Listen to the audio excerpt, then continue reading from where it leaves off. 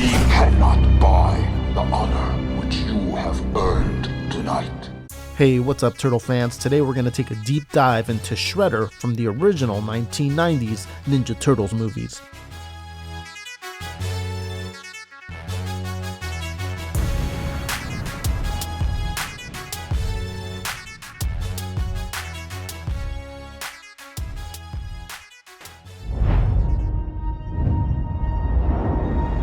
Before the events of the first movie, Shredder, or Rokusaki as he was known at the time, was in love with a woman by the name of Tang Shin. However, she did not love him back and was instead in love with a man named Yoshi, Hamato Yoshi. Both Yoshi and Saki are mentioned as being shadow warriors and rivals. They competed in all things. Martial arts competitions naturally comes to mind, but nothing like that is mentioned. At one point it appears they were going to fight for her hand, but Tang Shin persuaded Yoshi to flee to America instead. This angered Rokusaki and he vowed for vengeance. One day while Yoshi was at his construction job, Rokusaki came to their home and killed Tang Shin. And when Yoshi returned home, Saki surprised attacked them, killing him as well. During the struggle, they had knocked over a cage where Splinter, Yoshi's pet rat, was in. The rat jumped on Saki's face and scratched it badly, leaving him his scar on his face. Saki responded by cutting off Splinter's ear and left, and no one knows what happened after that. Now, the backstory in the comic book adaptation of the first movie tells a story that's a little different. Maybe originally they had something else in mind, as it has been said by one of the actors in the movie that the director was fired near the end of production because producers thought the film would become too dark. Maybe this next part was part of that reason. The sequence seems to have similar elements to the original Mirage comics, and it starts off with Splinter recalling the events just like in the movie. I was a pet of my master Yoshi, mimicking his movement from the cage and learning the mysterious art of ninjutsu. For Yoshi was one of the finest shadow warriors of his clan. His only rival was a man named Oroku Nagi, and they competed in all things, but none more fiercely than the love of a woman, Tang Shen. One night after Tang Shen confessed to Nagi that her love was only for Yoshi, Nagi flew into a rage and began to beat her. Yoshi arrived just in time, but when the fight was over, Nagi lay dead. The clan's code of honor was clear. Yoshi must now take his own life. But Yoshi had felt he had done nothing wrong, and so decided to flee with Tang Shen to America. But Nagi left behind a younger brother, Orokusaki, who vowed vengeance on Yoshi. The boy fueled his training with hatred and became the most feared ninja warrior in all of Japan.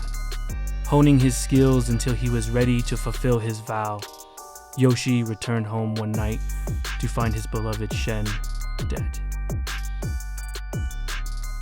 Now in the comic, the end of that story is the same. Yoshi tries to fight him, Splinter scratches Saki, and so on. Now between these past events and the present in the movie, Rokusaki, or Shredder, appears to have built an underground cult-like following in New York. News describes it as an organized criminal element. They commit theft, and there's never any eyewitnesses. Shredder's activities are eventually dubbed the Silent Crime Wave. Shredder's organization is known as the Foot, and they appear to run operations out of a warehouse. It is said that this is also where Mario Brothers filmed the Dino Hatton scene, and it's also Top Dollar's nightclub in the movie The Crow. Insight from the comic adaptation of Ninja Turtles the movie reveals this Shredder is financially conscious of their organization.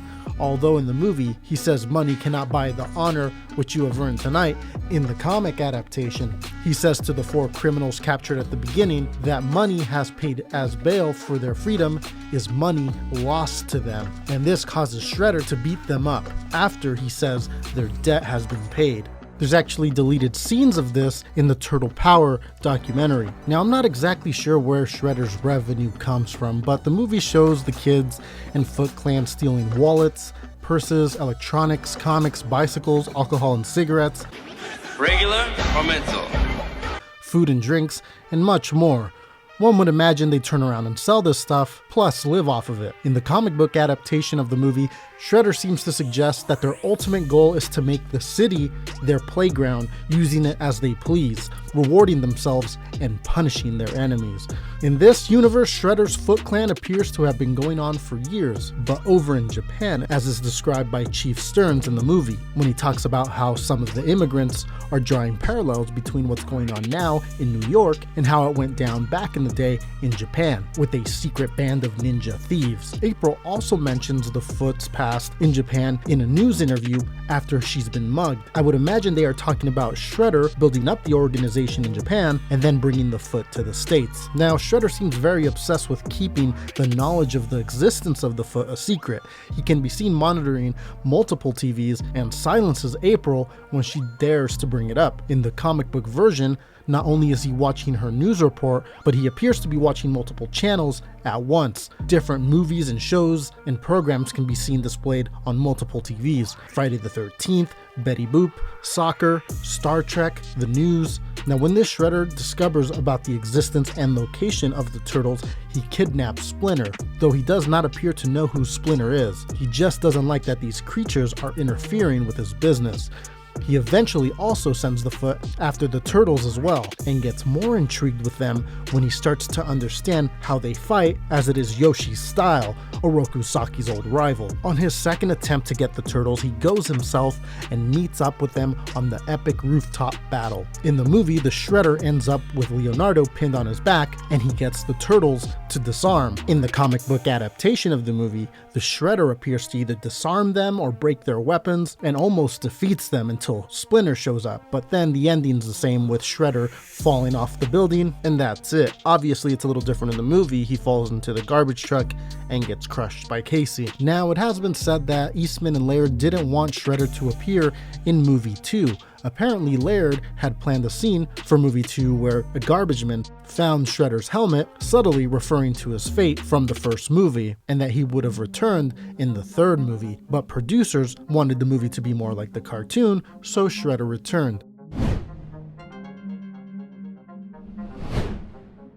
The second movie doesn't have a deep of a story for the Shredder, although there are some notable things to talk about. Shredder rises from the trash at the junkyard, takes control over the Foot again, right as his second in command, Tatsu, appears to be taking over, and their numbers are badly depleted. He sends his people to follow April and eventually comes in contact with the Ooze to mutate enemies to take on the Turtles. At one point, Raph gets caught at the Foot headquarters, and Raphael is the first turtle to see that Shredder is still alive. Later, it leads to Shredder capturing the rest of the Turtles, and it looks like he's going to kill them by dropping them on a bunch of sharp objects. He ends up losing them when Splinter shows up to help, although Shredder still has a Foot Clan member inside of April's news crew. And so Shredder has the soldier tell April that the Turtles need to meet him at a construction site for a final confrontation, or he'll release Toka and Razor in Central Park. After the Turtles foil this plan, Shredder has a last-ditch effort. He tells the Turtles that the war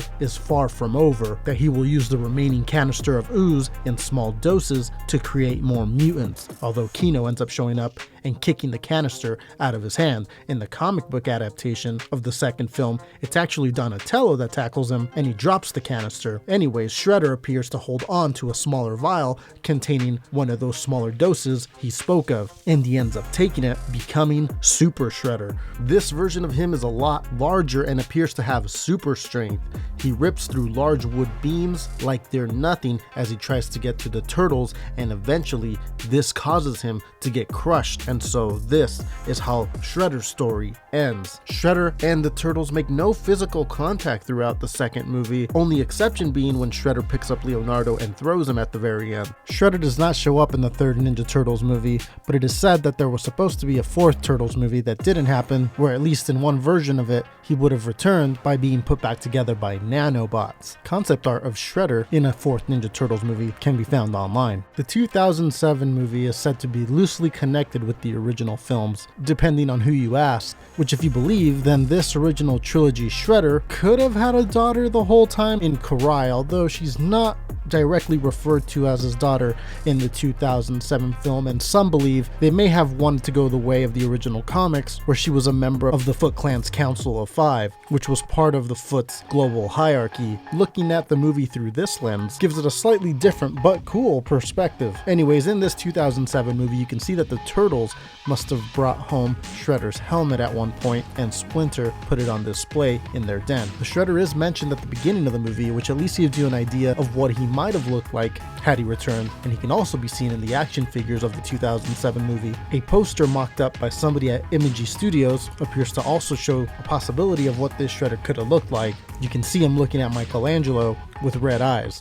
Now, although the next mutation appears to also take place in the same universe as the original movies, since they live in the same subway station, it does appear that the 2007 film ignores all the events of it. But if we are to consider this as being the same continuity, then this version Shredder should also be included, although I feel it requires its own profile video. So we'll touch on him some other time.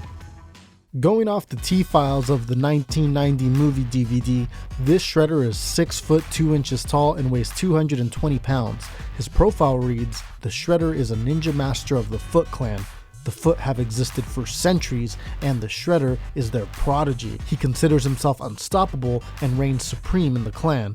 The Shredder is not satisfied with ruling the Foot and will stop at nothing short of global domination. This Shredder has been known to wield a spear, although he only uses it in the first movie. He also wears a claw on his left hand, which also only takes place in the original. This Shredder wears a reddish burgundy suit, similar to how he's been portrayed in the original comics. There seems to be something in the material that almost makes the suit glisten. The first movie suit is more fitted and not as baggy as the second movie's suit. The texture of the helmet is impressive. The intricate design appears to be welded or soldered on. He's got spikes on his shoulders and on his shins and on his forearms. Now, the cape he wears in the first movie often gets mistaken for being all black, but as the NECA figures and high definition versions of the movie have shown, is that the cape is black with the silver pattern. Whether due to the lighting or maybe the subtleness of the silver in the first movie's cape, it does give the illusion of being a shiny black. The second movie's cape is straight black and silver, and it's a lot more noticeable. The pattern appears to be different as well. This time the Shredder wears a purple suit, which parallels the original cartoon, which was most likely a conscious decision considering the second movie has a more similar tone to the cartoon instead of the comics like the first movie did. The helmet goes through some changes. Small gold panels were placed over the patterned design, and the blades have more of a buzzsaw blade type look. Now, Super Shredder has a lot to look at. The shoulder blades grow to be massive, the muscle on the suit are highlighted with shadows, the mask covers most of the face except for the eyes, and kinda looks similar to the 2014 and 2016 Ninja Turtles movies version of Shredder. Pieces of the old Shredder armor from the movies can be found on auction and blog style websites. The actor to play Shredder in the first movie is James Sato. Other projects James has worked on include Star Trek Voyager, Die Hard with a Vengeance, Life of Pi, and notably in 2018 appeared in the Netflix Marvel show Iron Fist as UT. Now, although James was the actor playing the Shredder inside the suit in the first movie, the actor who voices Shredder in both the original movie and Secret of the Ooze was David McCarran. In the second movie, the actor physically portraying Shredder inside the suit was actually Francois Chow. Francois worked on many other things after Turtles, Beverly Hills Ninja, Lethal Weapon 4. One of his notable roles was as Dr. Pierre Chang on the show Lost. Now, Super Shredder was played by wrestling star Kevin Nash. Many know Nash from appearing in both the WWE or WWF and WCW. Nash was one of the founders of the NWO. Not including the next mutation, the last thing this Shredder does on screen is reach up through the rubble of the collapsed dock only to lose strength and presumably die. Hey, what's up everyone? Did you enjoy this Turtles profile? Well, go ahead and hit subscribe and catch more videos talking about the Green Machine. Also, hit thumbs up if you enjoyed the video, helps with the visibility of the channel. But that's it for this one. Let me know down below what character from which iteration of Turtles would you like to see a turtle profile on. Let me know down below in the comments. Thanks everyone for watching. I'll see you guys in a little bit with another video. Take care. Hey Turtle fans, thanks for watching the video. Don't forget to follow me on all the social media platforms, Twitter, Facebook, Instagram. It's a good way to stay in touch with the channel. And also, if you want, go ahead and give the video a share on your social media platforms, Reddit, Twitter, all that stuff. And let's spread Turtle Mania to the world. Once again, thanks everyone for watching. It really does mean a lot.